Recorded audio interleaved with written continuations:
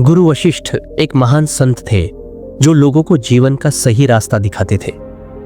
आर्यन एक युवा जिसने जीवन से हार मान ली थी, खुद को अंधकार में फंसा हुआ महसूस करता था। एक दिन आर्यन एक वीरान जगह में बैठा था और खुद से बातें कर रहा था। तभी गुरु वशिष्ठ वहां आए और बोले, तुम्हारे पास सबसे कीमती चीज बची है, उम्मीद। जब तक तुम्हारे अंदर उम्मीद है तब तक कुछ भी खत्म नहीं होता।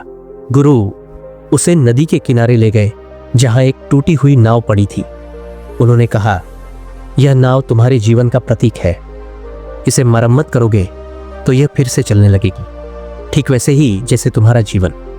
फिर गुरु ने उसे 3 परीक्षाएं दी। पहली परीक्षा में उन्होंने उसे पहाड़ की चढ़ाई करने को कहा। आर्यन बीच रास्ते में थक गया और बोला, गुरुजी, मैं नहीं कर सकता, यह बहुत कठिन है। गुरु ने उसे समझाया, अगर तुम हार मान लोगे तो कभी मंजिल तक नहीं पहुंच पाओगे। आर्यन ने अपनी हिम्मत जुटाई और चढ़ाई पूरी की। जब वह पहाड़ के ऊपर पहुंचा तो उसने सूरज को उदय होते देखा। यह देख उसे प्रेरणा मिली। दूसरी परीक्षा में गुरु ने उसे एक बीज दिया और कहा, इसे मिट्टी में लगाओ और हर दिन पानी दो, लेकिन याद रखना इसे बढ़ने में समय लगेगा। आर्यन ने बीज को रोज पानी दिया।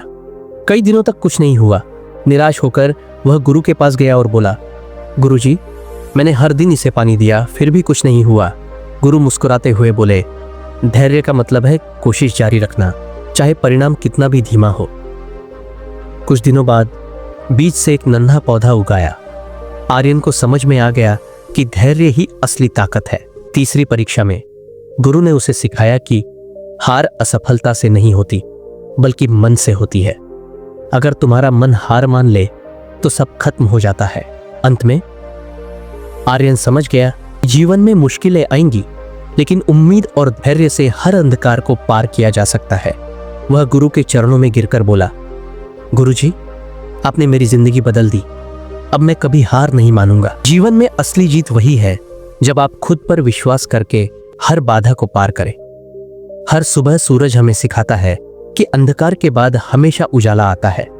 बस तुम हिम्मत मत हारो। दोस्तों, अगर आपको यह कहानी पसंद आई हो तो नीचे लाइक का बटन दबाएं, कमेंट करके अपने विचार बताएं और हमारे चैनल को सब्सक्राइब करें। आपके समर्थन से हमें और भी प्रेरणा मिलती है।